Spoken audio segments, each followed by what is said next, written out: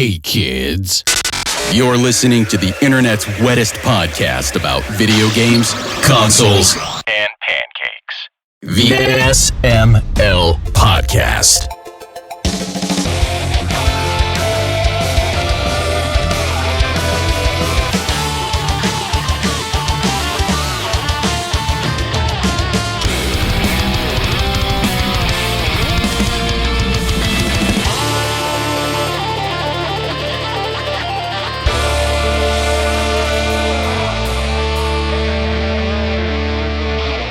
Wait a second. Are you really early? Yes. You motherfucker. Yeah. Look at you. I was the first one up. I know. Well, Glenn was here first, but he's in the green room. In the Showtime thing, I was here first.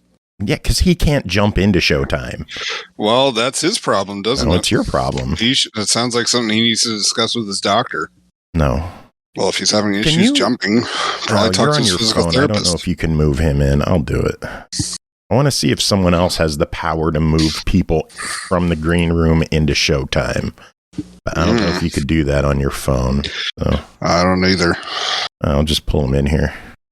Hi, Glenn. Greetings. How you doing? I'm well. How about yourself? Doing good. Sounds like we have a connection this time. Yeah. Are you on your phone or what are you on? No. I am... At least I shouldn't be. Let me double check that to make sure, but I believe I should be going through a pretty fancy mic and sound system here. We might have your webcam. Yeah, and the webcam. Yep. I think we have your webcam audio. Oh, that's silly. Let's see if we can fix that. I was going to say, you sound like you're on the space station. Oh, see, that's probably not too far off. I was working with the Luna. See what I did there? All right, let's see. We can kick him off, right? Yeah, no, he totally should, too. He totally should, but it's, we'll make it work here. Edit. Okay, there's my accounts. There's all of the things. Devices. Like, we don't care about any of this stuff. We need to go into the part where... User settings. Here we are. Where is it? Here we go. Voice and video. All right, there we go. Input device. Let's change it to this and see if you stop hearing me when I do this. Check 1, 2. Oh, wow. You sound way better. Yeah. Wow. That does sound professional, actually. M7B microphone. I'm a big fan. Significant difference. Nice. All right. Yeah, when both Joe and I are like, hi. All right. My cams should be on now as well. Oh, I do see a sexy face. Uh-oh. That must be Joe. I feel bad because you don't need it. Like, I'm the only face on the stream, unfortunately. I mean, I'll turn it off. That's fine. If you want to show people what you look like in the chat, I've now seen what Glenn looks like. I'm aroused. It's a little too late. Yeah. I just got to make sure I have all my notes because it's an interesting premise to me because I was going to say I can still, I guess, save this for the show itself. But the trick is, like, the big question is, who is this device for? And I kind of hope that I'm able to answer that. Well, we shall find out. Chris is here. Hey there, Chris. I think. He's muted, but he's here. Can you hear me? Yay. Here you are. Yeah. I'm here. Yay. Woo. Woo. I legit have no clue who all is showing up tonight. I really don't. We're waiting for Pernell. I know that. Pernell and Adam. Wait, so you're saying I could have skipped? No, you have to be here, but I don't know. I don't know if Brooke is going to be here, and I don't know if Tim is going to be here. No. And Aki might show up because she just shows up sometimes. Yeah, stop acting like it's random. She shows up if Brooke shows up. I didn't say she shows up randomly. I said she shows up sometimes. I didn't want to specify which times, because that might be considered evidence. You guys can see this, though, too, right? Yes. Like, this is a fun little device that they sent, though, that connects to the controller. I can barely see it, but... Yeah, okay. So it's like that. So you have the controller, and you attach that to the controller, and then you attach your phone to that, and it's like, voila, mobile gaming device. Nice. Oh, that's handy. Yeah, it's not too bad. I threw you on stream, Glenn, so people could see you now. Uh-oh. So people could see the cool device you're showing off. Oh, see, well, I'll show it off here again. Let me actually pull it up with the actual Amazon Luna app here. But, there's Brooke. Yay, we have a Brooke. What up, y'all? Someone's coming. Interesting. Glenn, this is Brooke. Brooke, this is Glenn. Hi there, Brooke. Brooke? She might be dealing with Bun Bun. Maybe. Nice. Either that or everybody is going to have audio issues today. The way of the beast sometimes. I usually don't. You. Hey, Pernell. Oh my God! Someone actually is using a camera. We got a new. All right, I think everyone's here. Mr. Adam, how are you doing? Can y'all hear me? Yeah, I can hear you. There are a lot of people here. Way more than usual. Is something going on? Reviews. Oh, just this many people. Wow. Yeah, we have guests. SML podcast is blowing up, baby. Good old Big Adam from MagFest Charity and Glenn Case from Glenn Case. Oh, I know Adam. What up? Nice to meet y'all. What up, Pernell? Not too much, not too much. How are you doing? Doing pretty good, my guy. Long time no talk. Yeah. I suck at keeping up with people, sorry. No, I haven't made it very easy lately either, so don't feel too bad.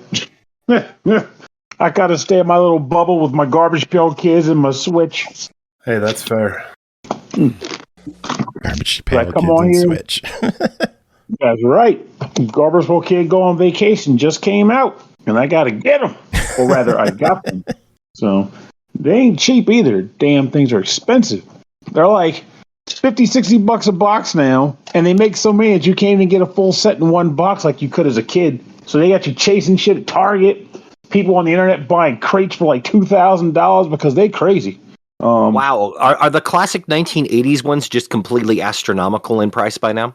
That's the funny part. I don't think they really are. Like, if you go to like price charting books and stuff, they'll say like Series 1 is worth like thousands of dollars. Or there'll be those websites that'll say, all those things you liked in the 90s are now worth so much money. But in fact, everywhere I tend to go and hear people talking about, they don't sell for that much.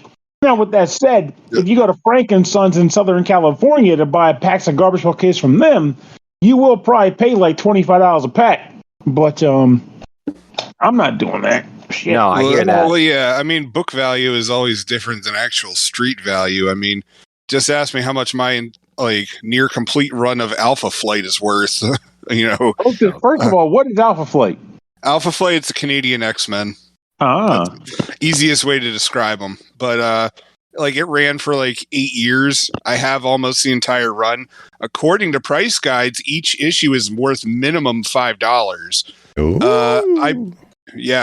I picked up nearly most of the run for about 20. So that tells you about no. No, $20 for like the near complete run. Like, so that tells you how much those fucking things move. Well, and like the classic thing that I ended up, classic thing I ended up hearing about, like the old school Star Wars ones that are worth so much money, is because back then people didn't know that there would be a collector's market, so no one kept everything in boxes. But once people realized, oh, there's a collector's market, people have kept all of these things unsealed, like from like the other stuff that's come along, and those are largely worth nothing. Because people knew to keep the boxes. Well, that's the saddest part. Before there was a collector's market, I kept boxes for my Nintendo and video games just because I thought it was cool to keep old art. And then my dad came along one day and said, "What the hell are you doing all the old boxes?" I was like, "Dad, I like my Game Boy boxes. They look awesome." And he goes, "Nobody gives a shit about those boxes. Just throw them out." But I like my boxes, Dad. And they take up space, too. Get them out of here. So I had to throw all of them away. And then millions of dollars gone. It made me so sad. I was like, would I ever sell them? Who knows? Did I want those boxes anyway? You goddamn right I did. And it felt great to have them. Now they're gone. But, I digress. All in all, still feeling pretty good. So I guess this is just the show now. I guess we started already. I don't know. I'm going to edit it. It'll work. I was waiting for you to ask, how was y'all days and weeks and months? And then we never got there because I was saying hi to Adam. We were all meeting everybody in the chat collectively. And then you went on a tangent. Hey, the tangent was related to the dialogue. It didn't just fall out of a tree. It was there. Brooke, how are you doing? Is your mic working? Yep. Yay.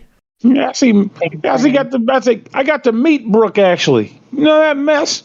Ooh, Dude, after a year and a half. Yeah, a year and a half of this shit. A year and a half of this shit. Nah, it was so cool. I was really happy too. Though there are some hilarious stories that could come out of this too, which I was like, this would be worth talking about on the show. Some good old hilarities. Well, Brooke, how about you tell us a fun story About Pernell coming over? Yeah. Well, he beat my partner at board games and everyone else's house, and somehow he was allowed to live and remains unknown to everyone, and he'd never played the game before. So actually, the main that I'm here tonight, I still know, hey, we're still cool, man. We're still just as much friends as, if not more.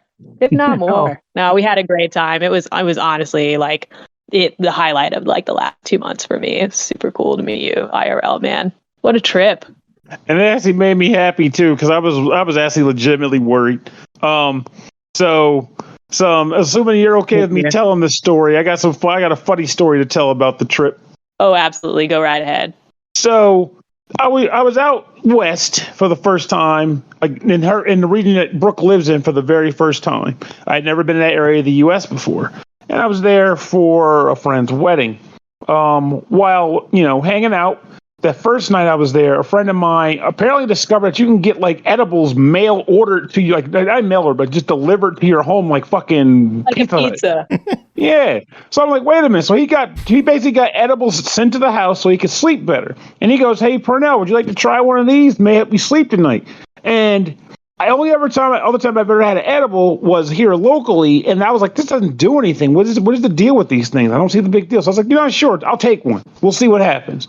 And nothing happened. I'm like, there you go. These things don't do anything. That's 2 times in a row. So fast forward about a day or two, and I go to visit Brooke and her partner. And we're hanging out. They're being fantastic, gracious hosts. And as such, they go, hey, we got some vapes, we got some edibles. If you're down to partake, you're welcome to.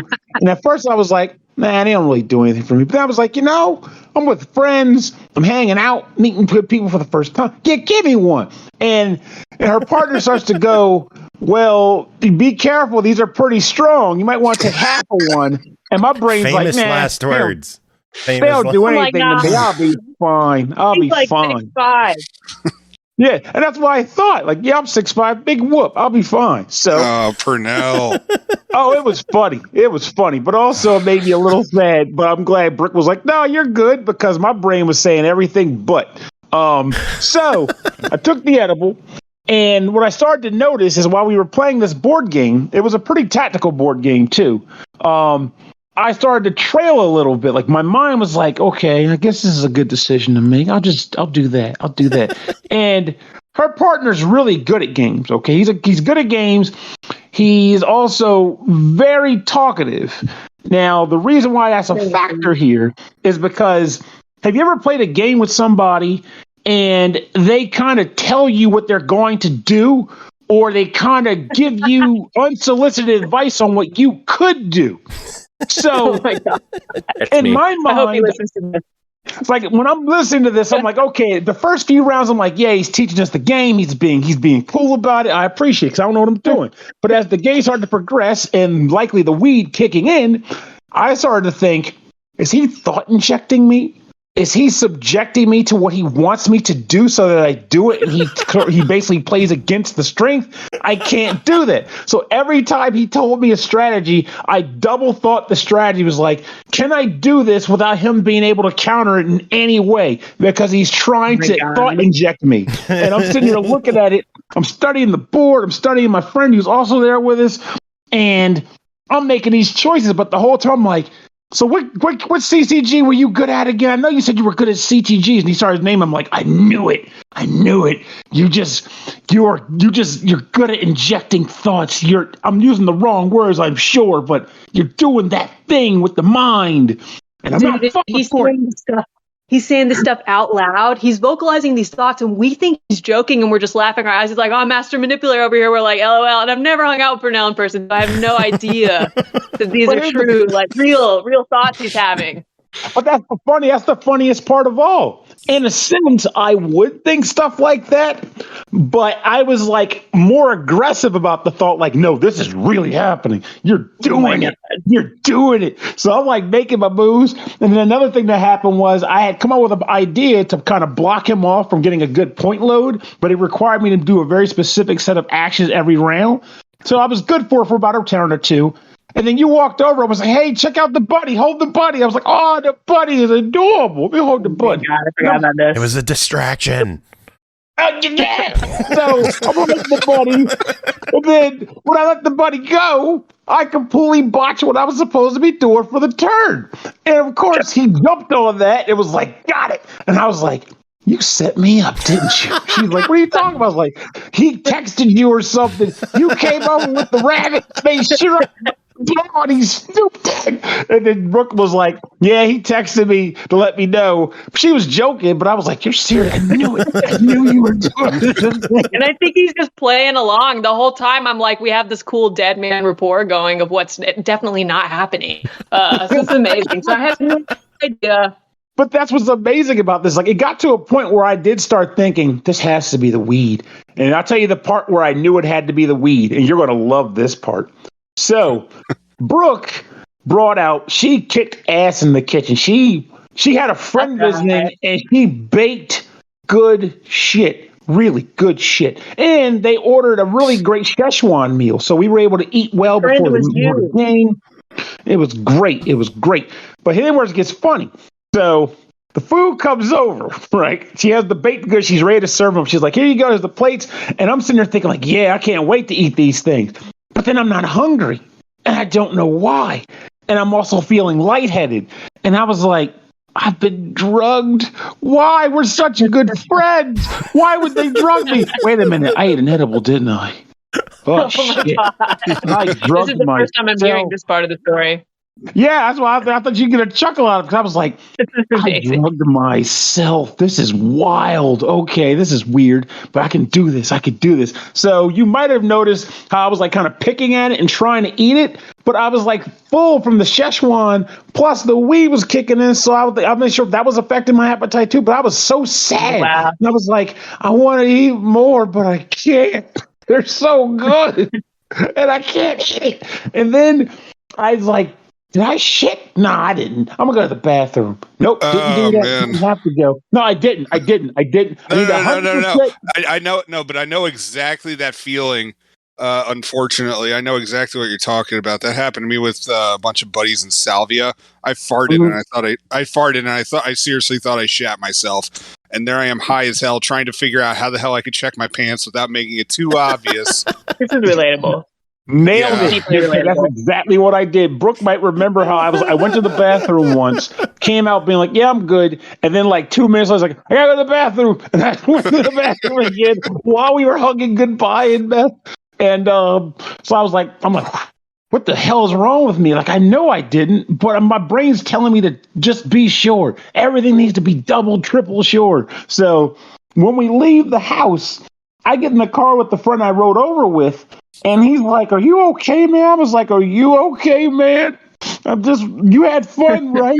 And he was like, "No, I had fun. And he was like, "Are you okay?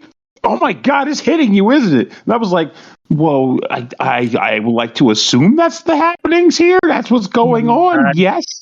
And the rest of that time we went right to the airport, and and up until we had to split off, he was in stitches, because at one point we got on the tram and he was like, okay, the tram goes for a loop, Pernell. So it's going to loop. We go 2 stops and then you get off. And at the very next stop, I knew I was getting off at the wrong stop and I was getting back on, but I started to get off the wrong. So he was like, what are you? Come back, you get off at the wrong stop. And he was like, oh my God, you are so high, you don't even know where you are right now. I was like, that's not true. That is not true. This is a tram. This tram is moving. Like, I was Joe, you're recording this, right? You're recording. Oh, this is all the show, yeah. Okay, thank God. Please continue for now. Because this is, to me, I just find it hilarious. Like, I just thought it was a funny day. So, like, we get to the airport after the tram ride and everything, And we're at different terminals. And as you know, in new age airport travel, you can't even cross the goddamn stream. So it's like once we had to go through our gates, that was it. We didn't even get to go to hang out at the airport until it was time to go. So for some reason, I felt especially sad about it. I was like, but we could, play cards or something in the lobby. We could sit on the floor and play cards. I don't know. You don't have to go. And he's like, well, I want to go wait at the gate and get something to eat. I was like, I get that, but it's me, isn't it? You just don't want to hang out with me anymore. He's like, how shitty would it be if I was just like, no, I'm not recording any of this. What's up, everybody? This is the SML Best of the half. But like now we're starting. I was fine with it either way. But I just thought of it. Overall, the end of the story was that it ended up being a lot of fun. You had a good trip. Yeah, it was something. That's not the end of the story though, because then Pernell called me. So I had no idea he hadn't been joking this entire time, all these hours. So he gets to the airport. I see I'm getting a call from Pernell. And I try to pick it up and I can't hear it. So I hang on like, hey dude, I tried to pick up your call. What's up? He's like, oh, I'll call right back. I had a question for you. And I pick up the phone. He's like, hey man, I'm so sorry if I was weird. Did I fuck everything up? Like, I was like, oh no, baby, Pernell, no, it's fine. Like, no, that's the weed. Like, this is the paranoia. Dude, we thought you were joking. We're over here talking about how we want to get together with you in December or something. Like, we're all in, man. You're like, oh my God. All right, later. We need to get everyone to MagFest. Yeah, that's actually what I was talking for now. That's yes, I was like, I really want to meet everybody. Yes. Big Adam. Big Adam, what do you think of Pernell's first weed experience? First off, I'll be notifying the authorities immediately on all this marijuana talk. This right here, this is a sham. This right here is all crazy talk, if you ask me. No, excuse me. Gotta clear my throat from this non-paraphernalia that I'm coughing on. I couldn't begin to understand what you're referring to. That's hilarious. Well, the very end of the story is, as soon as I got off the phone with you, I texted Joe and I was like, laughing my ass off. Joe, you'll be so proud I got Pernell high today. And you were like, that's amazing. We were kind of talking about, I was like, oh, I'm going to join. I was like, I don't have a review tonight, but I want to join and like let Pernell know we're still cool. LOL, not just kidding. And then I was like, no, I would never out Pernell on the show because I would never he lives in a different state than me or whatever. And then as soon as Pernell started telling the story, I'm texting Joe like this. I'm like, oh my God, Joe, he's doing it. It's happening. I'm fucking dead right now. He's doing it himself. I'm not ashamed or anything like that. And I'm so just glad. a beautiful story. I love it. Everyone, like my first weed experience, I swear to God, my cat Bean knew what I was doing. Like she was sitting, like she never does this. She was sitting on the one little ottoman next to us, and she was just staring at me. And she just had this look on her face of like, what are you doing? Daddy, what's wrong with you? What's going on? Why are you acting weird? She knew. She fucking knew something was up. Why are you sinning, Dad? Oh, man. Anyone else have any weed stories to tell, or should we get to reviews? I think all I have to contribute is the title. You should call it SM Edible. SM Edible. Ooh. Oh my God, that's really good. Very on brand too. I was actually thinking Over the Moon because it ties in with our first review. Okay, well, whatever. But SM Edible is a good one too. But I just wanted to, hear your lovely voices. And I heard we had some cool guests tonight. I want to come say hi. Well, thank you for hanging out with us, Brooke. It was fun to hang out. Pernell, you're good people, man. I don't care what they say about you behind your back. What are they saying about me? What are they saying about me? We talk a lot of shit. A lot. No, I'm a big Pernell fan over here. I'll just, my parting words are, just remember what my custom emote is called with my face in the SML Twitch chat. It's spoiler alert, it's Pernell fan 420. And I'll leave you with that thought. Making me cry over here. Bye, Brooke. Good night, you guys. Later, have fun. Brooke. I'll listen to your recording later. Bye. See ya. All right, so we ready for reviews? Glenn, you ready to start off? Yeah, let's go ahead and roll. All right, first item to talk about tonight is the Amazon Luna. The Luna controller runs $69.99 on Amazon.com.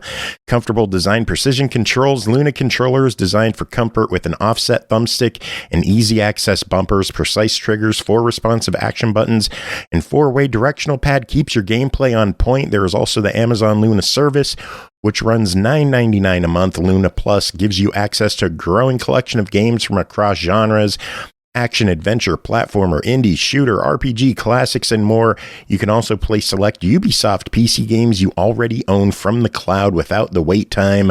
Glenn, tell us about your time with the Amazon Luna.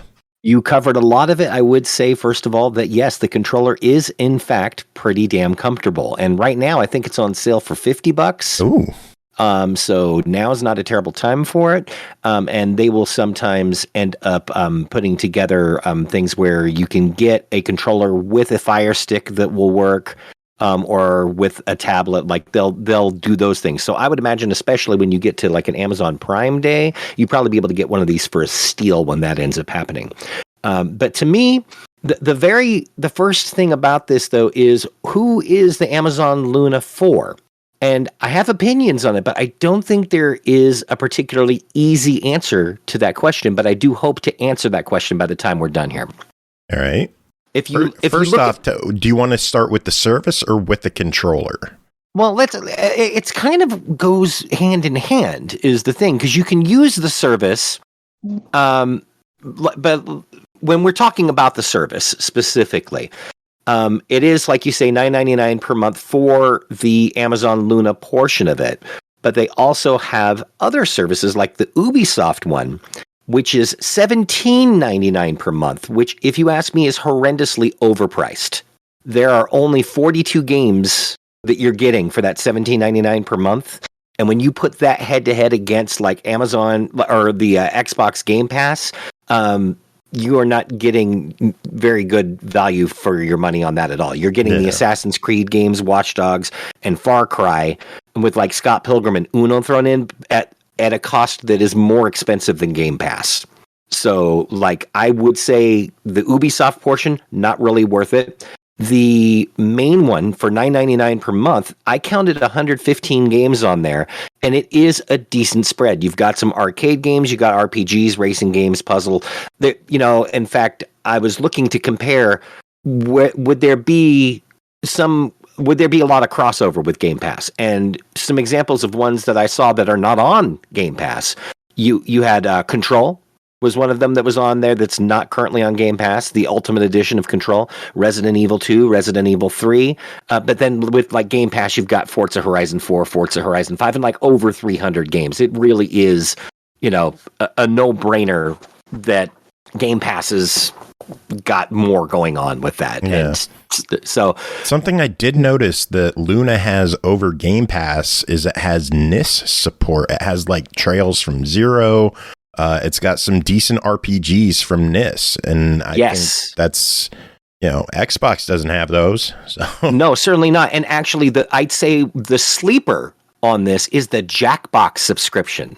They've got a Jackbox subscription for $5 per month where you get all of the Jackbox games. Ooh. Even the brand new ones. And if you look at $5 per month versus the cost of just buying the newest Jackbox for like $30, that particular, if you're going to do a Luna thing, that is a no-brainer.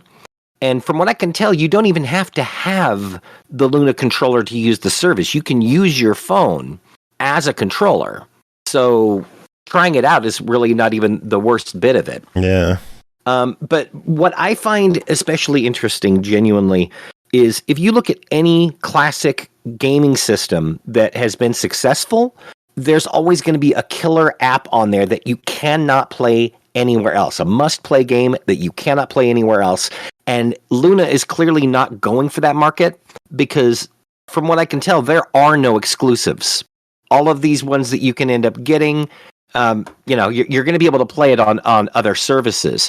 But if you're looking at $50 for a controller, if you get it on sale, and $10 per month, that is for someone, if you've already got good internet, that's not the worst for someone who's on a budget, especially. Yeah. Like $10 a month or $5 a month for the Jackbox portion of that. your main thing would be you would need fast internet. As long as you've got fast internet, then you've got that part of it covered. One other downside is you have to have devices that are going to work with the Luna. I have a fancy new LG TV that we have in our living room, and right now LG doesn't have an app for the Luna currently. Samsung does. And I have a couple of Samsung TVs. I could try it on there. It was fine. There wasn't really any lag to speak of.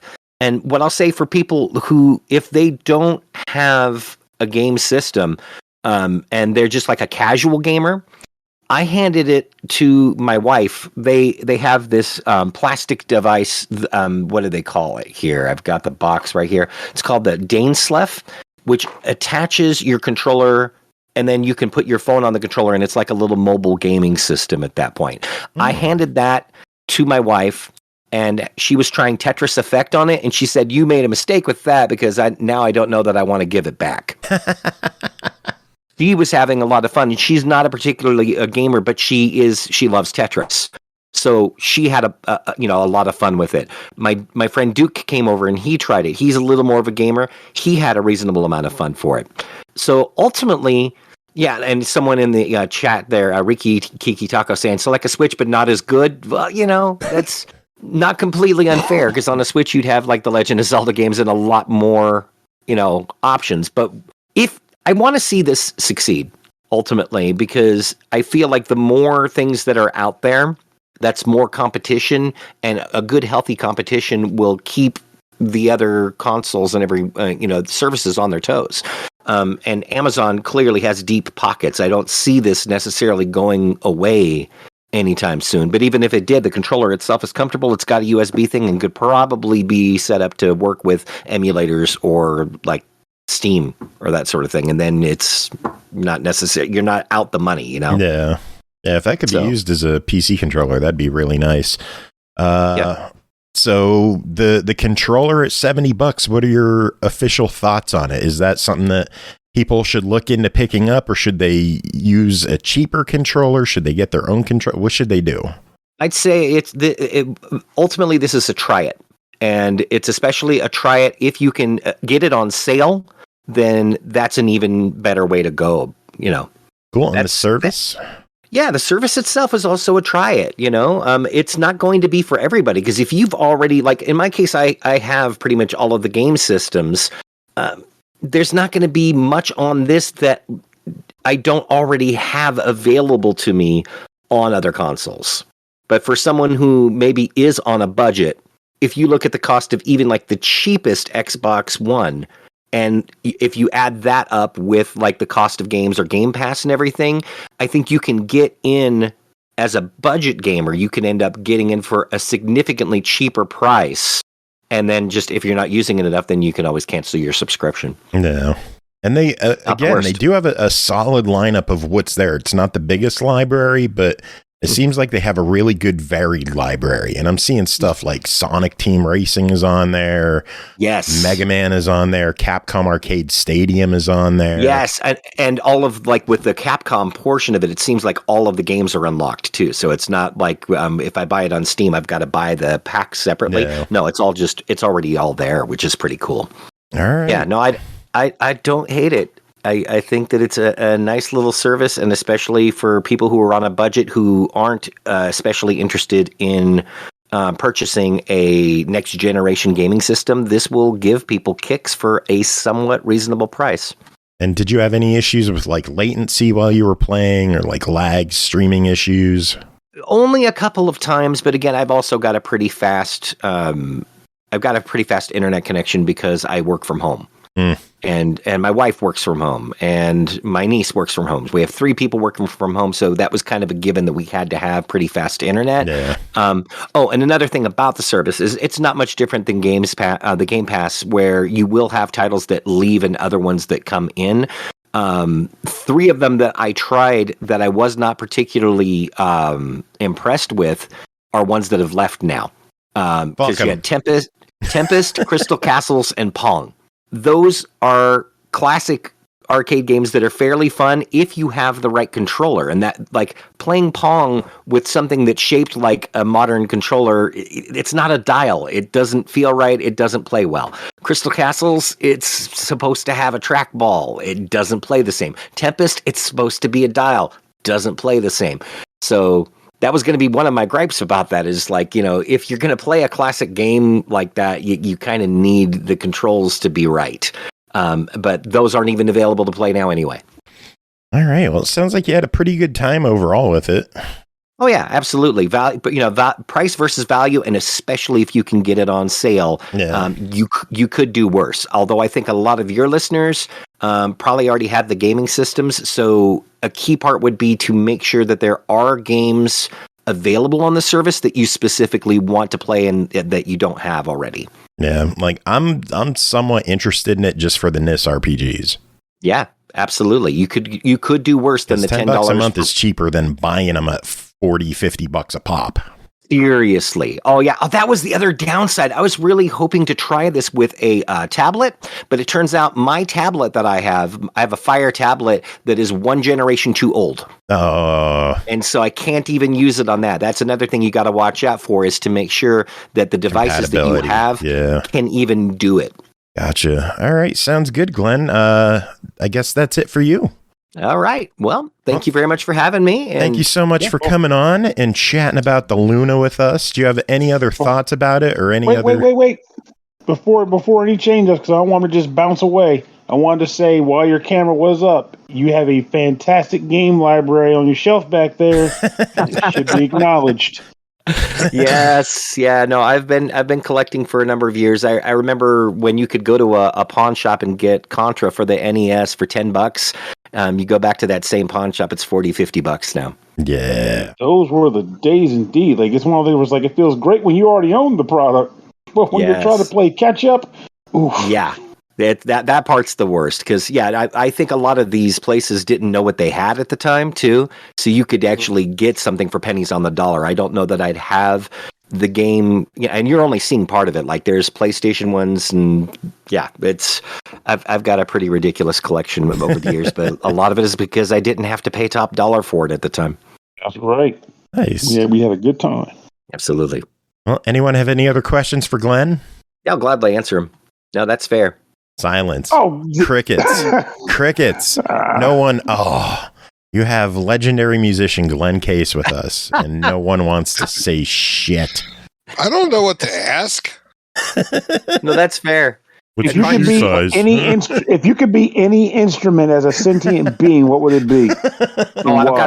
I'd go with the bass on that, because it's the one I'm I'm most comfortable playing bass. So it would only make sense that if I'm writing songs, especially, the bass part often comes first. Like a bass guitar or a stand-up bass, like the big ones? I'd probably go electric bass, where it's not the stand-up. I don't own a stand-up, so it'd be fun to try a stand-up. They're too hard to That haul. is a quality answer right there. There we go. All right, Glenn, thank you so much for joining us and hanging out with us. Do you have any final words before we let you go? I'm trying to think of what it is on Ice Cube's album. His last words were "fuck all y'all." Oh, come on! But we're such good friends. We're good friends. No, it's just the words that came to my mind. It doesn't mean I mean it. No, I hear that. He means it.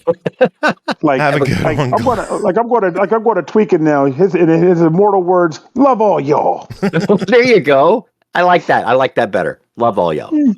Hey, now we're talking. Have a good one. Take it easy. Have a good night. All right, next up is Monster Energy Supercross, the official video game 6, developed and published by Milestone, released March 9th on Xbox One, Series X and S, PS4, PS5, and PC for $59.99. Mud, sweat, adrenaline, and fun, all the best the motocross and dirt bike world has to offer, awaits you in the new Monster Energy Supercross 6. Adam, tell us about your time with Monster Energy Supercross, the official video game 6. Oh, yeah, it's time to get vroom vroom up in this piece. It is. So, and even better, it's with someone who actually plays racing games, and we're not struggling with it. Yeah. Which is awesome. Yeah. I love racing games. They're the best. Supercross 6 is a big step up from Supercross 5. A lot of the third-person animations are a hell of a lot more fluid. The writing just looks more human and a lot less robotic. You do see the same kind of like boosty jump kind of physics assist thing, but that's not too detrimental, or it doesn't look too cartoony in this game. It basically just ensures that the flow, you don't basically just get lost in the sauce if you mess up. You know what I mean? Yeah. Quick update. It's $49.99 on PC, not $59.99. I had my pricing messed up. That PC discount. Yeah, PC discount. Let's go. So it's funny that one of their taglines mentions mud, because one of the notes that I have for this game is the mud physics is actually really workable in this game. It feels saucy. It doesn't feel like ice, if that makes any kind of sense. I'm sure to the racing game friends out there, like you'll understand what I mean. Like your control ends up feeling mushy. It doesn't feel like you're on a sheet of ice, which is fantastic. It took them like 4 iterations to get that back. The weird thing about this game is it starts out with a lot of assists already on, and like including a throttle assist, which really tripped me out, and I had to turn off immediately because I would let go of the throttle and the bike is still revving, and I'm like, that's nope. That's weird. Yeah, it was super weird, and I could not get used to that. It's basically the game was playing itself. Like it was just not great. So once I got that turned off and kind of fine-tuned the controls a little bit and got things a little more comfortable. Question. Yeah, sure. When you said it was pretty much running itself, like the car, or sorry, the bike, do you mean like it was essentially just driving around the track by itself? Yep. How was it doing? Not very well. Okay, all right. Just out of curiosity, because I'm, like the Paw Patrol game like has an auto race thing on it. And I'm just like, maybe I should have gone back to this series. Okay, never mind. Nah, it doesn't do well at all, unfortunately. Let's see here. The career progression's pretty great. It goes through and it allows you to pick. You can either do short races, which are basically 5 minutes plus 2 laps, which is normal for, or I should say it's a third of what a normal race would be. And then the semi-pro was, what was it? It was the same thing, 5 minutes plus 2 laps, but you had to do qualifying. And if you, didn't do well in qualifying, you had a chance for last chance qualifiers. And then you had to do the heat race, and then you had to do the main event. And then professional simulation is everything. You got to qualify in a real amount of time. You have to do a real amount of heat racing, which is usually for a heat race is 5 minutes plus 2 laps. And then you have to do the main event, which is usually 15 minutes plus 3 laps. So it's just a lot more gameplay. And then there's 17 weeks in a season, which is normal. That's, it's normal Supercross. But some of those events are what are called Triple Crown, which means if you're in like a 250 class, which is like the beginner kind of first round of Supercross, you have to, in some cases, race twice because you're racing the East and the West.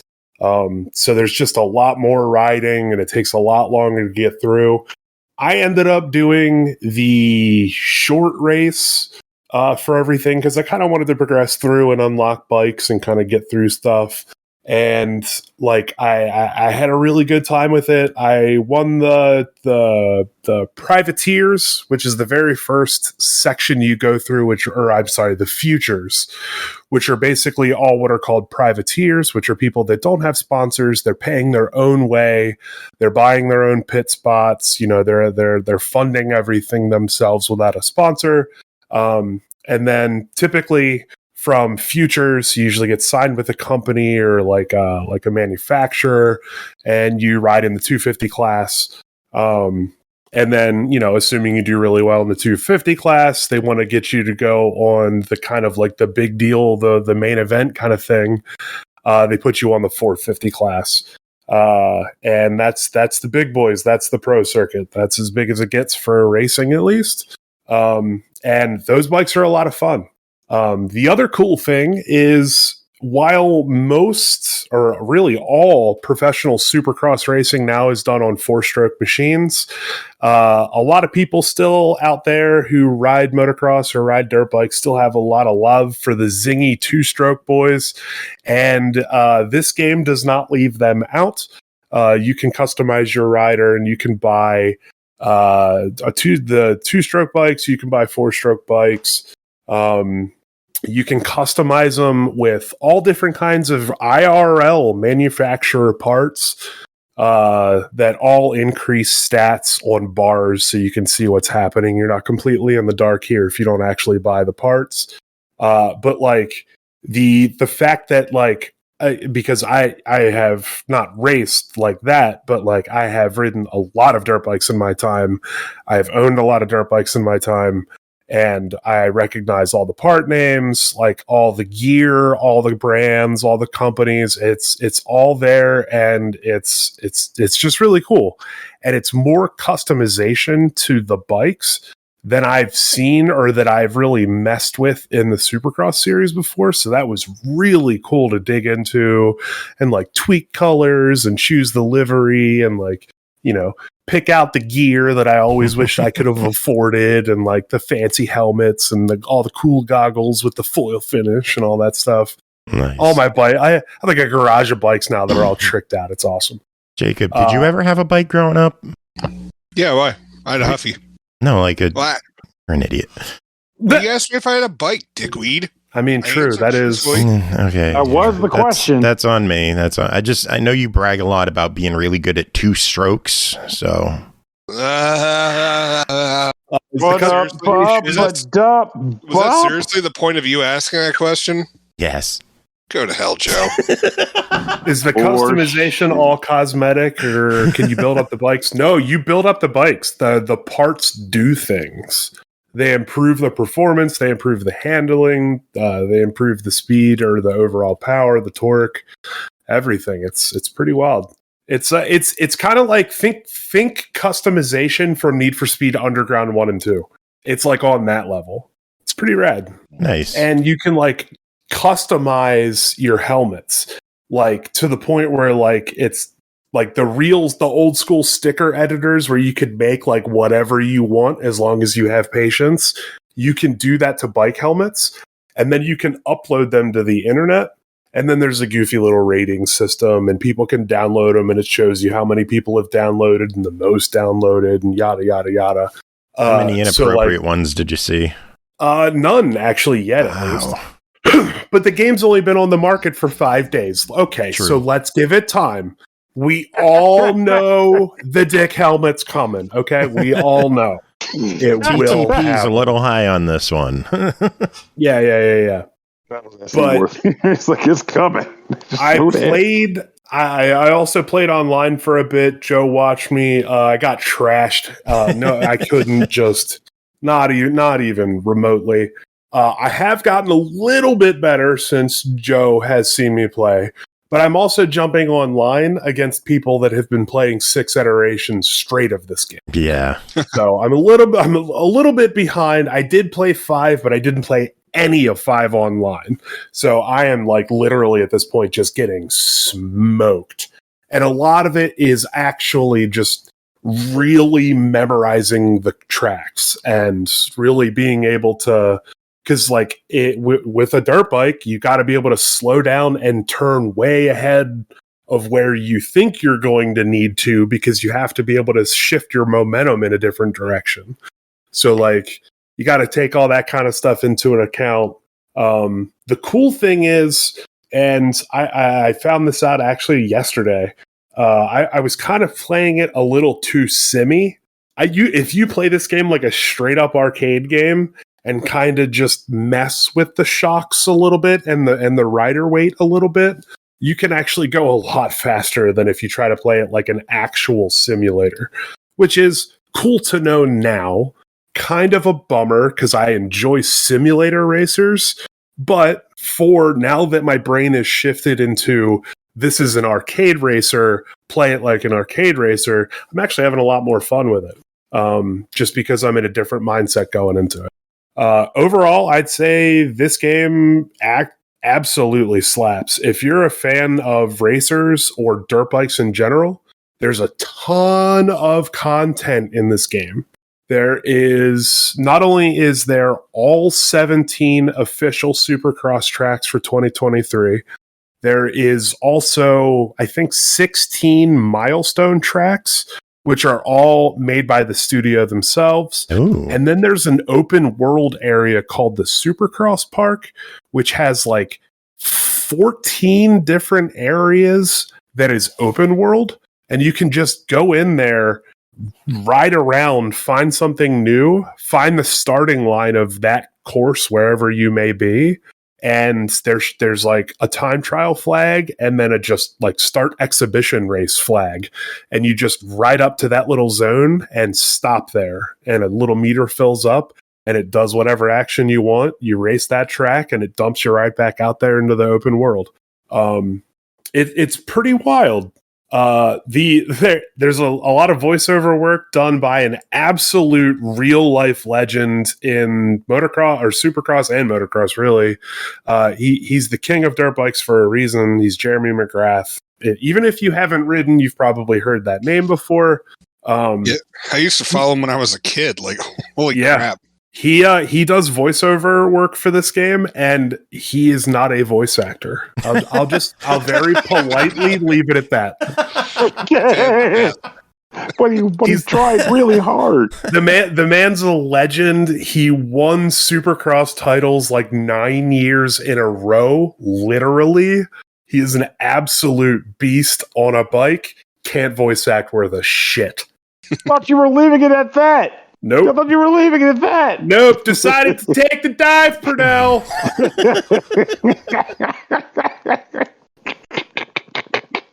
That was worth it. Oh, Jesus. It sounds like overall you really enjoyed the game. It's sitting at $50 on PC, $60 on console. What are you thinking of everything? I think it's, in my opinion, if you're a fan of racing games, it's worth $50. It's a great play. Has a pretty good online community, so there's a lot of replay value. And just farting around with the customization, trying out new bikes and trying out new combos of stuff. If you like racing games, it's great. I'd say go for it. Cool. All right. Well, Adam, that is it for you. Oh, well, thank you for having me. It's been a fantastical delight. Well, thank you so much for coming on. You'll have to come back on next week, maybe?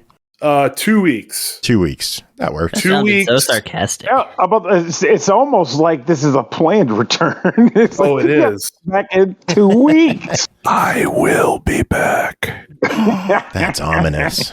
Yeah. Popcorn? With more racing games. Oh, that vroom, Vroom, vroom. Hashtag You got that. vroom vroom in the chat, please. You got that vroom, vroom, vroom. Drop your You vroom got that vrooms in the vroom, chat, vroom. yo. Drop your vroom vrooms. All right, guys. It's been crazy fun. Thanks for having me. Thank you, Carnage. You dropped the vroom vroom. I See you will next talk time, to buddy. y'all later. Take it easy, Big Adam. Later, y'all. See you, buddy.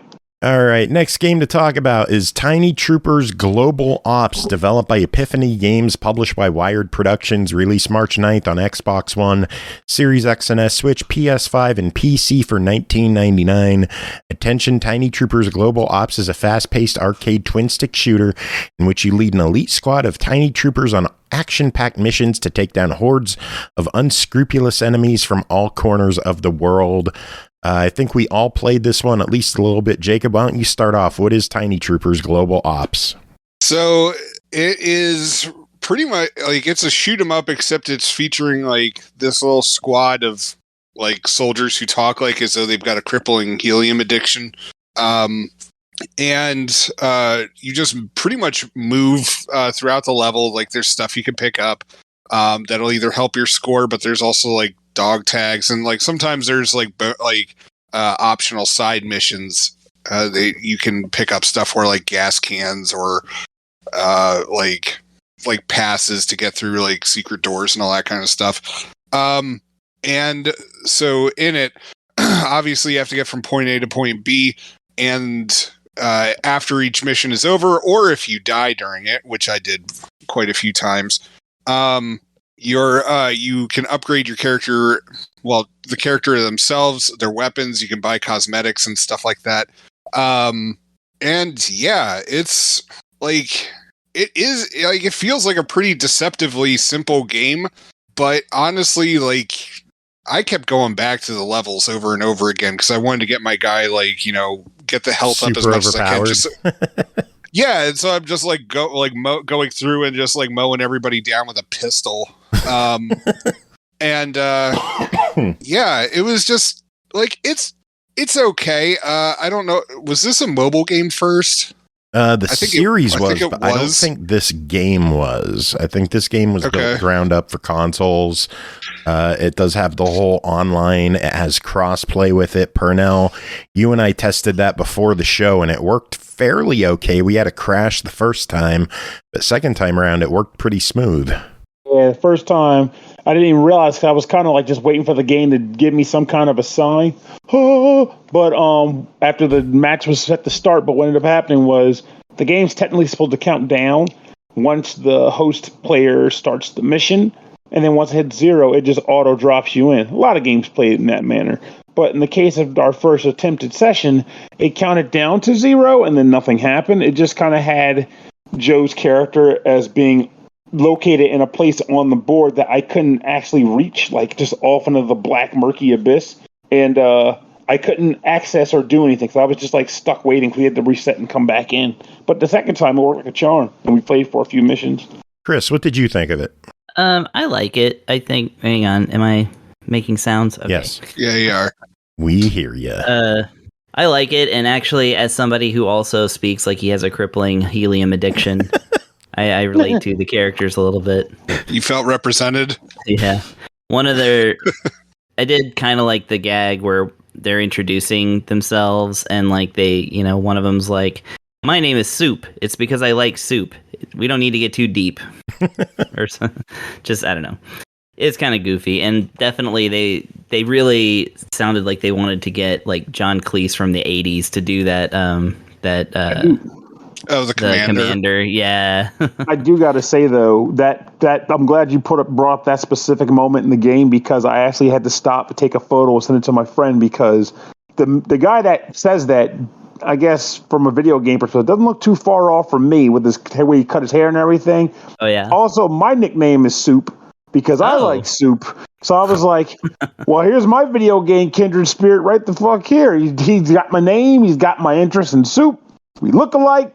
I'm done. That's Chris, it. what's your food nickname? I don't have one. You don't have one? Guess not. I was called Fry Guy in elementary school because I, like the one lunch period, I went through 9 servings of fries. Holy shit. Wasn't it because you resembled the McDonald's characters in any way at the time? No, I just ate a shitload of fries the one day in elementary school. I was going to say, have you seen Joe's hair? Like he doesn't have Fry Guy hair. Nah. I will say though, I had great hair. Those grade school fries were freaking delicious though, so I can't knock it. Yeah, so I'm Fry Guy. We got Soup, sausage fingers over here. Yeah, but that's only on the Outright Games. Whatever, Discord. Sausage. Anyway, what Tiny is your Troopers. favorite food, Chris? Yeah. What? So what is? Well, I guess that's a tangent, but now I'm like, what is your favorite food? Because maybe that could just be your nickname. I'm a balding grimace. If your favorite food is fried green tomatoes, this is a good time to lie. Lie. Yeah. No. It's like no. You're being called out that you're called Ham. Specifically by my girlfriend, yes. So. Oh.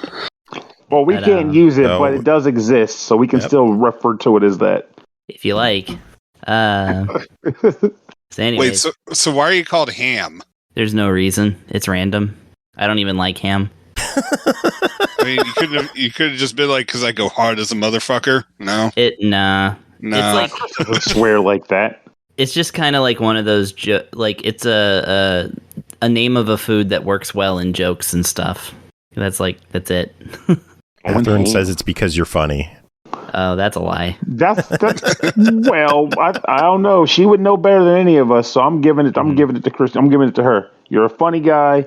You're ham. It works. Anyway, Tiny Troopers. What the Tiny Troopers? Who has stuff to say about Tiny Troopers? So I like that character named Ham. He makes me feel great. No, I'm gonna stop. The one gripe I have about the game, for what I could tell, and I'm sure it was intentional because you can literally upgrade the stat, is that the movement of the characters is like annoyingly slow. How annoying for me is it? Well, you can upgrade to eventually reach the point where you walk faster, and I ignored every other upgrade you could possibly buy just to level up my character enough to meet the ranking required to be able to get speed or movement upgrades. So it is that annoying. I would not be averse to them making you start out at least a little faster and then let you upgrade to become even faster than that, because you need to move quicker, goddammit. Yeah, the game needs to be about 50 to 70% faster, in my opinion, because that not only makes for more fun twin stick shooting, but it just, the game itself is kind of like, feels like it should be like that. It's like the biggest thing that keeps killing me is that enemies can throw grenades really fast and you have to roll out of the range, but your character doesn't respond fast enough or roll far enough to like really make that like a thing. So you just kind of have to do other methods of crowd control. Like you can't really dodge around for any reason. And I'm not gonna lie, the camera also has a tendency of sucking at its placement at the worst possible time. Oh yeah, like there'll be enemies like down a hill, you can't even see them, like they're not even on your screen, but they're shooting at you with amazing accuracy. Yeah, and like they'll be coming from where you just came from, and like you can't turn the camera around. You can only turn your character around and just hope that the camera will let you look at the enemy at some point. But yeah, I wasn't meaning to complain so much, but that's like if they're things, they're things. Yeah, those are things. Yeah, I do wish the game were a little faster. I also wish the online community was there. Is there a run? Like, is there a run function? Okay, that's you got to upgrade your speed. All you can do is upgrade the speed of your character. That's the closest you got to it. And you could reduce the cooldown. I wish it had a faster cooldown. I wish the secondary weapon had a faster cooldown, but those are minor gripes. I wish the online player base was there, because when Pernell and I were playing, I checked the public games. There was one. And it was yours, or no? Okay. Yeah, that's the unfortunate reality of this stuff, though. Yeah, that's the unfortunate reality. Is kind of stuff that, like, no matter what the game developer does, it always hinges on the player base, so they can't control that. Luckily, the game is still fun single player and locally. I like Carnage's suggestion. This would be a great game for Game Pass. I see that being the case of course, Game Pass, it becomes like one of the many, but at the same time, it'd be easier to convince my friends to play it with me, so I'll take it. Yeah. But one thing worth mentioning before we go, I know Joe's like, damn it, but we should mention that in the game proper, the way that combat works, of course, is you take hits until you die, but you have a respawn ability where if an ally is nearby, they can walk up to you, mash the button, and wake you up. But if you're in single player mode, the way they alleviate that is you can get squad mates to join you, and they kind of just follow you around. They dodge when you dodge, shoot when you shoot. And if you go down while they're up, they can revive you. But if they go down and you don't revive them, they stay dead. Yep. And you can recruit another guy, which is okay. But the downside is if you spent money to upgrade that character, those upgrades go with it. So even though they're AI character, heck yeah. So they put a bit of emphasis on making. They basically emphasize that even though they're AI, treat them like humans. If they go down, you can't just ignore them. You got to go pick them up, or you're going to basically lose a lot of investment. No, I'm not knocking it. I'm just saying that's how it works. You don't want to let any man left behind. No. But like I had a mission where the other person died. It was right as the mission ended. They died. Like we were both low on health. They died. I lived. and like there was literally nothing I could have done about it. And just like so if you were playing with a human. Well, it's just like what, like I don't know. I just felt like I got punished for bullshit on that. But thankfully, that character died before I figured out that you could upgrade like attributes on your squad mates. So thankfully, like I hadn't spent anything on them. But it's like, well, keep in mind that's all that boils down to. Then, like if a player hears what we're saying and they decide, like you just said, oh hell no, I'm not going to run the risk of a guy dying and losing my investments. Well, they don't upgrade a guy, though you'll be missing out on having a support that can actually pull their own weight. But also worth noting, though, at least from what I could tell, maybe it's different for the later upgrades, but at least the early and mid upgrades, you get a fair amount of experience on missions. So it wasn't really a hard decision. Just go dump, dump, dump, dump, dump, dump. Okay, my guy is functional now. He's not top tier, but he's functional. Experience and upgrade points so quick in the game that I don't think it's a big deal that you lose progress if your squad mate dies. I don't think that's a big deal. But the game's sitting at $20. What does everyone think about it? I'm okay with it as a buy. I'm going to try it. I'd put it as a try it as well. More so like wait for a sale, but you know, my wonderful little variation on it. But I didn't think it was a bad game. I just didn't think it was particularly memorable. And like there were enough hiccups that I was just like, I probably would have skipped this if like I hadn't gotten a review copy. Also, I do want to say the tutorial achievement still has yet to pop for me, even though I've now completed the tutorial 4 times. Wow. Okay, good.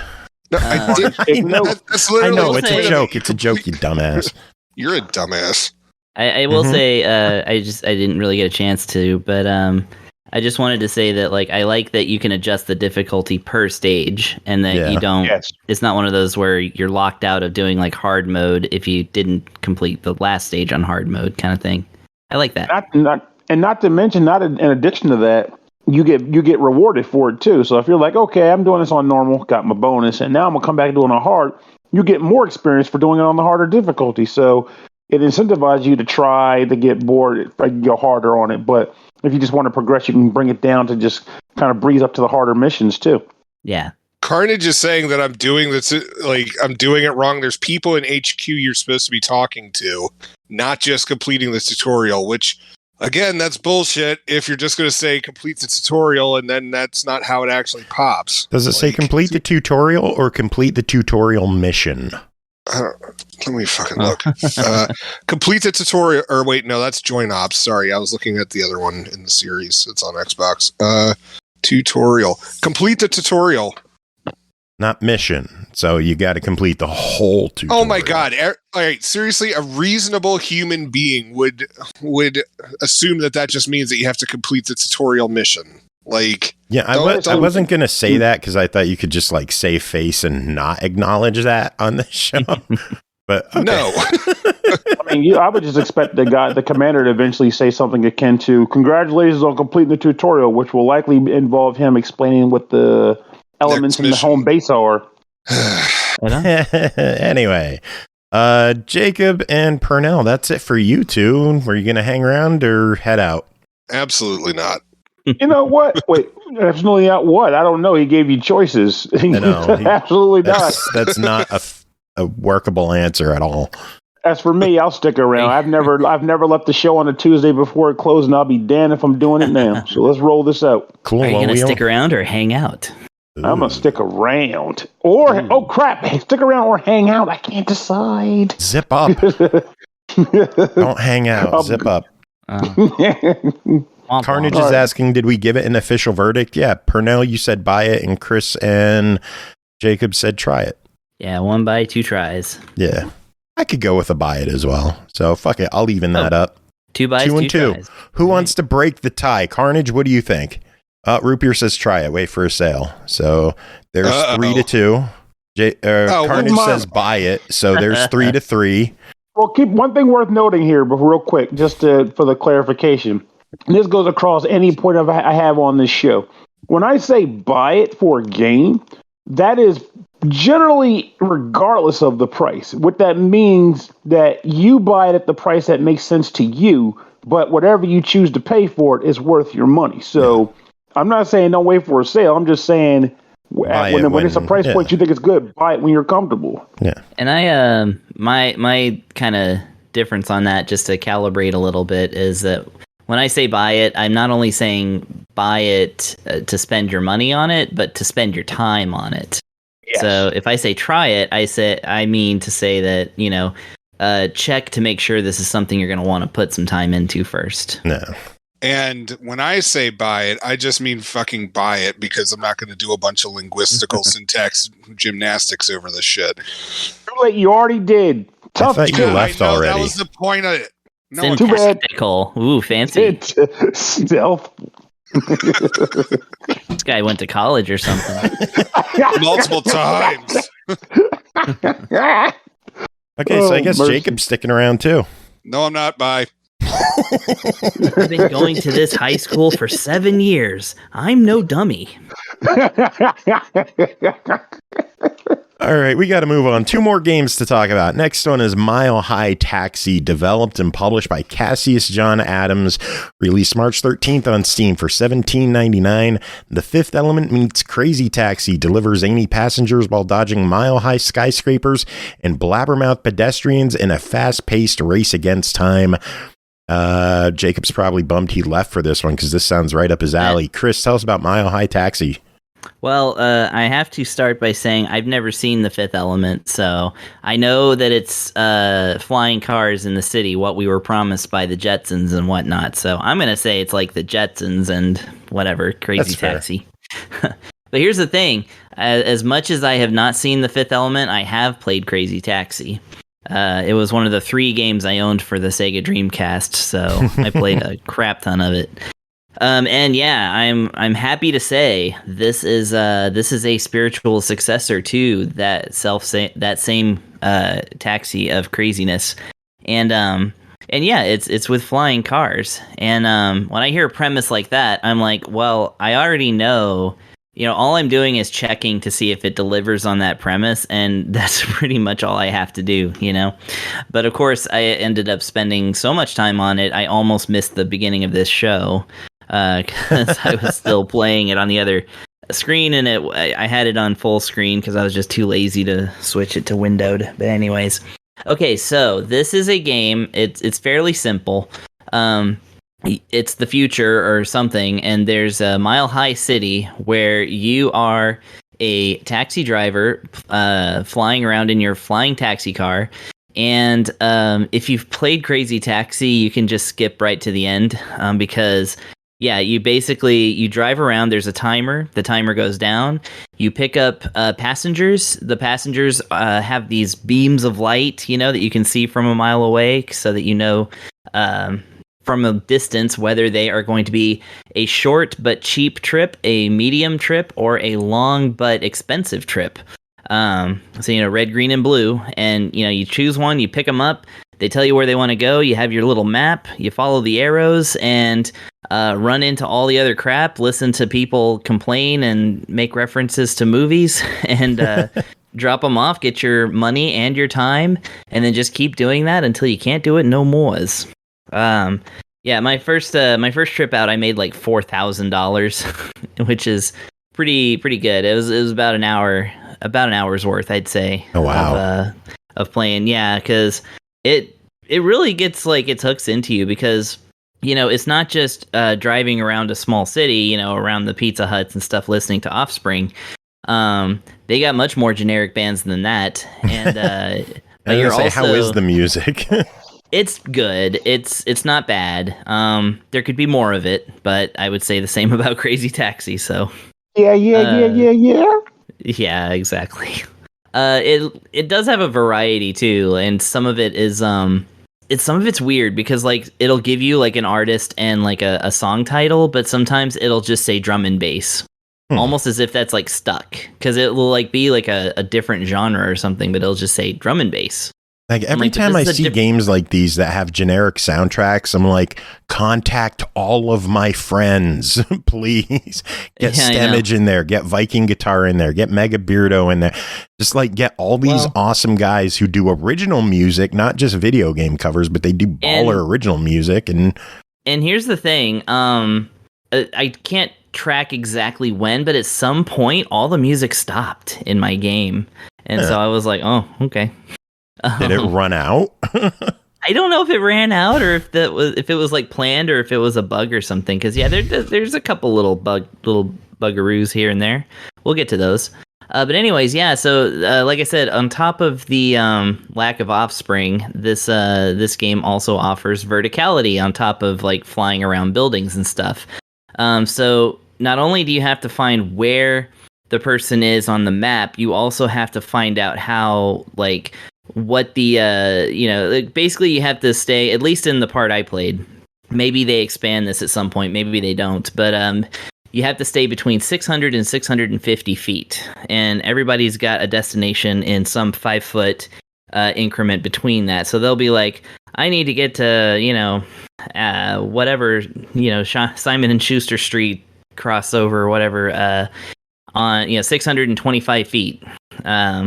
So like, and the weird thing is like they'll say what like you got the map telling you where to go, right? But I could never find anywhere where it actually tells you how high you have to be. Speaking of SM edibles, but no, like you have to like listen to the passengers and remember what they said. So if they're saying like 630 feet, you just make sure as you're moving that you're climbing the altitude or dropping the altitude to get to exactly that point. And then, like I said, you find the purple mark and you let them off. And then, like I said, the graphics are very reminiscent of Crazy Taxi, all the way down to the. Although the characters are somewhat customizable, the default skin for the default main character is a green-haired guy that, an aging punk rocker, and I'm like, oh, okay, so this is... And I think they actually aged him up to 20 years after he was the face of Crazy Taxi. I don't know if that was intentional or not, but his age is listed as 43, so I was like, oh, okay. I don't remember the guy's name, though, so I don't know if it's a direct reference. It's been a while since I've actually played the original game. And you really only have, like, 3 drivers to choose from, but their cars do have different elements to them. Some turn sharper, some are faster. As you're collecting passengers and dropping them off, if you do a really good job, like I said, it adds to your timer, so of course you can play more. But also sometimes you get to pick up a booster, which will let you drive really, really fast. And, you definitely want to like kind of burn that up, especially on a long trip. But it does make turning a little bit harder. But this game's very forgiving, especially if you lower the difficulty. You can crash into buildings all day. You're never going to hurt anybody or anything. Your passengers are usually like, yeah, do it again. So you end up crashing through a lot of the game, which is kind of fun. And I like little details, like when you stop to pick up a new passenger, they'll do like a flying jump kick into your cab, or they'll like do a backflip into it. Like they just go over the top with a lot of the presentation in this game.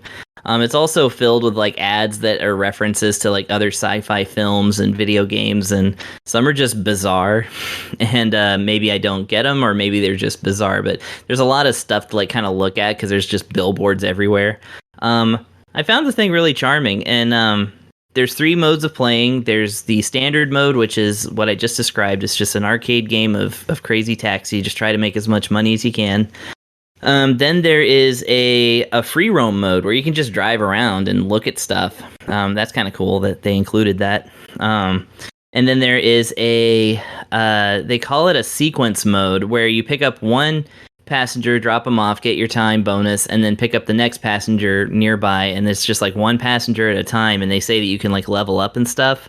That one got a bit hard for me, so I didn't really make it that far into that one, so my apologies, I can't really speak to that one as much, but like I said, it has a couple of little weird buggy things here and there, like like I said, the soundtracks just stopped at one point. I wasn't sure if that was a detail or a bug or a feature.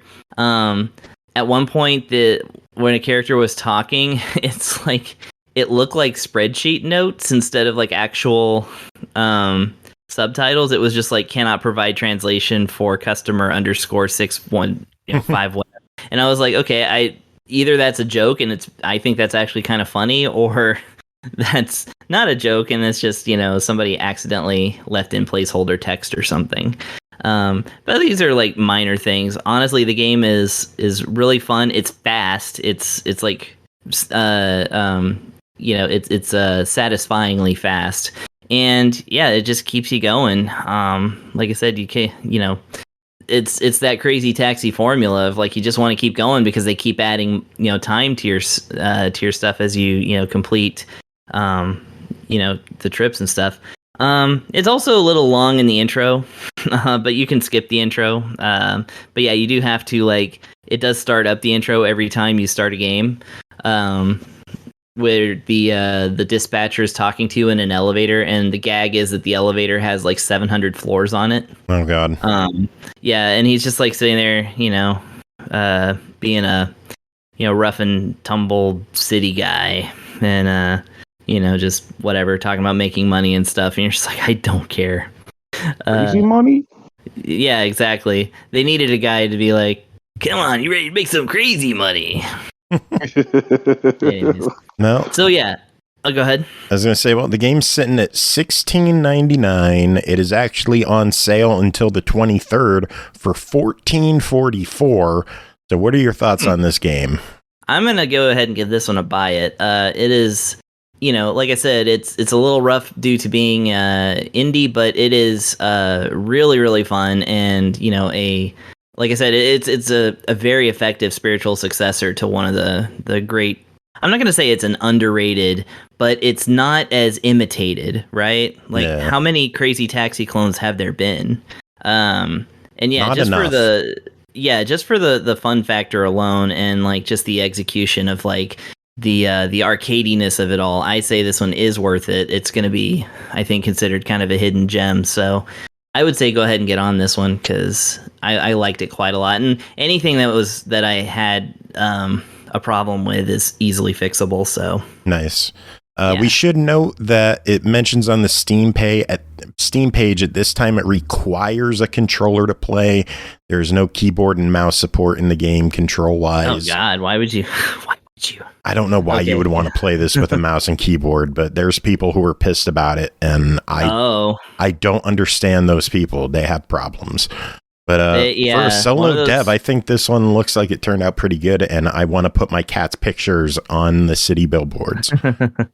Yeah, I usually try not to spend too long talking about solo, and I wasn't sure it was a solo dev. I knew there was like one guy that was more or less behind it, but I never know whether that means small team or just one person. But yeah, as a one-person game, hell yeah, amazing job, dude. Like, I try not to harp on that too much though, because I don't want to give too many points. If somebody made a thing by themselves, if I like the game, I like the game, and I like this game. Yeah. All right, well, we got one last game to talk about tonight that is called Pronty, developed by 18 Light Game and FunZone Games, published by Happinet Corporation, released March 7th on the Switch for $14.99. Guide Pronty and its Javelin partner Bront as it defends the once great city of Roila. Explore the deep sea, fight mutant sea creatures, and discover the secrets behind this new Atlantis in this beautiful, action-packed adventure. Chris, what is Pronty? Okay, so Pronty is a Swimmelvania. Swimmelvania. Yeah. Sounds unique. Which none of the games mentioned tonight, so I figured we had to mention it. Oh yeah, okay. Yeah. We could burn that on this one. Yeah. For sure. Yeah, so this is a game where you play as a kind of an octopus sort of character. Well, you get to choose from two different characters what Pronty's going to look like.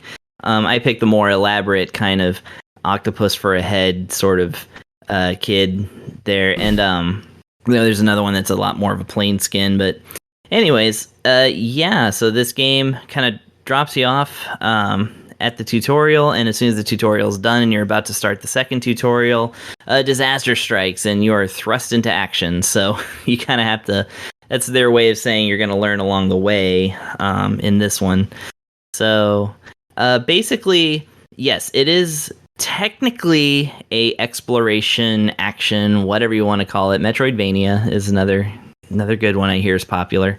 It's a little more linear than that, but I mean, one can accuse some of the Metroid and Castlevania games of being a little bit linear, so I'm not going to fault it for that. However, like I said, the difference with this one is that you have two elements that you don't usually see in this subgenre, and that is totally free movement, so no double jumps. You can just swim anywhere because it is underwater. The entire game is underwater. The other thing is that it has a kind of twin stick shooter style of playing, but it's a little bit different even than that. So your partner in the game is Bront, a swordfish that is made of metal, which as a Darius fan, that speaks to me because I like metal robot space fish. I should have read the store page, the game system, unique javelin combat systems. It was there. It was there. Well, better luck next time. You had good. You had a good it was good intentions. Sense. Yeah, good. You had a good sense of it. Yeah. You knew that that's what they were going for. So yeah, your unique javelin mechanics are such. An enemy is coming at you. You aim the thing at them if you want to, and you push the shoulder button to send the fish after them to swordfish them to death. As it is a swordfish, it is gonna swim, at them and then kind of circle around them and slash them and stuff until they're dead. You're not doing any direct damage to the enemy with this guy, and oftentimes you're kind of waiting. So a lot of it is the twin stickiness of it is that you're trying to get away from other enemies while your swordfish is taking care of them one at a time. Of course, as you go through the game, there are upgrades to everything. There's even kind of a skill tree going on. There's collectibles that do different things, and there's just at a glance here, I'm seeing about 40 something of them, and as you progress in the game as well, these slots that you can put these powers into grow. So there's up to 10 of those slots. So 40 power-ups across 10 slots. There's, as I didn't get all the way to the end of this game, obviously, but clearly there's some room to really mix things up. But as it goes, you're basically swimming around and trying to avoid enemies while your swordfish takes them out. Eventually, like I said, you do start getting new moves and new things to do that kind of expand on this. Very early in the game, for instance, you get a targeting system that it also combines with an invincible dash system. So basically, if an enemy is coming at you, you can kind of dash through them, which puts a target reticule on them. And then when you send your swordfish after them, it does extra damage, perhaps even some stun damage or something like that. It becomes a little bit more less about just keeping your distance and more about how can I strategically roll through this guy and then send the fish after him. You do need to incorporate strategies like this because bosses be tough. I think more than any of the Metroids or Castlevanias, this game draws from Hollow Knight, even down to the art style. It's very hand-drawn, but against these really lush backgrounds that look really nice. And being that it's an underwater system that also has this giant underwater city and stuff, it's a very pretty game to look at. I also like that it is very smooth. I do appreciate that. I mean, some of the, sometimes it's not moving at 60 frames or anything like that, but it doesn't chug like one of the other games that we were talking about earlier. So yeah, it's pretty cool. Like I said, it's a little bit linear, and I kind of wish that there was some kind of melee weapon or something, some way for me to directly engage with scores of fish that have dentures attached to them for some reason. But it's intriguing enough. I would kind of place it in the kind of middle point. I would say if you've maybe played Hollow Knight enough, or maybe found it too frustrating, maybe give this one a shot, because it, like I said, it has that unique presentation, while also feeling pretty familiar to folks who are familiar with this genre. Oh, also the music is really nice. I like the music too a lot. Nice. Yeah. Well, $15 verdict. I'm crossing into buy it territory on this one. It's solid enough. I can't really find too much to complain about it. It will be to your taste though. Maybe it's like sushi or something.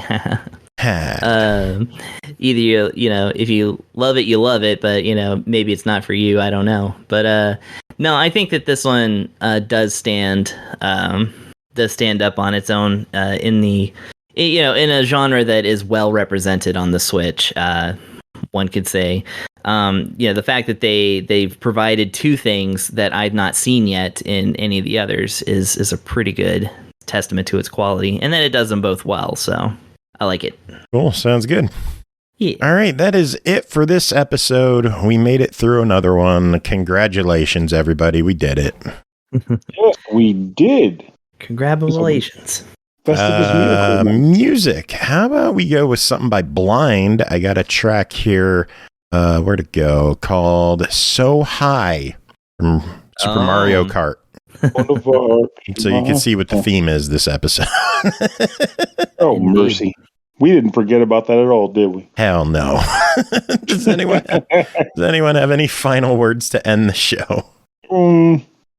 Keep reaching for the stars. Stay high. Go fly. High and dry. That's right. Y'all better be keeping up this energy for our April 20th show. Just don't let it jeopardize your employment. There's going to be no energy for the April 20th show. Actually, do we have a show on the 20th this year? It's the Thursday. There is one on the 20th. Yay! Oh, yay! shit. That's going to be a fun wait, show. I do have one more thing before we close it. Okay. Tim wasn't here to do it, so I have to do it. Chris, have you played Labyrinth of Refrain, Coven of Dusk? That's a great call out, Pernell, because I do own that and I haven't played it yet, and I bought the sequel, so excellent call out on that. I think it's already on the list, but I'm going to double add it to the list. Tell you something. I played pretty far into it back in the day, and as you know, it got shelved because everything gets shelved. Yeah. So for my last trip, this trip I just went on, I had a lot of time in the airport. So I played a lot of Labyrinth of Refrain, and the story gets really fucking good. Like, it's good. I would not expect a great story out of a dungeon crawler. I mean, I love dungeon crawlers, but normally not because of the stories. Yeah, this is definitely a situation where I said it in my reviews, and I felt so I knew it even before I got to this point, but it's worth saying now again. This game bucks a lot of trends that dungeon crawlers generally abide by, and I say that in mostly a good way. So I say you'll see. It's a great time. Okay, that's awesome. Thank you for that, because I definitely I bought it for a reason. I definitely want to play it, and like I said, I got the sequel now, so it's starting to stack. And my suggestion is 50-cent Blood on the Sand. I don't have that one, and it's expensive now, right? I think it might come down to what system you play it on. Xbox, I know, is expensive because you could play it on Series X and Xbox One. Well, that would be expensive for me since I don't own a Series X. Yeah, it was on PlayStation? Yeah. Oh, okay. It was a multi-platform. I only knew it as an Xbox game. No. Oh, okay. Yeah. I think 50 would go so cheap as it. Let me stop. I mean, I definitely passed it up for $7 or $8 at some point because Xbox games used to be nothing. Yeah, well, that happens. Well, thank you for that suggestion. Final words for this episode. How the fuck did we go an hour and a half with 5 reviews? Fun, that's how. It's like we were inhibited somehow. Tangents, that's how. Tangents.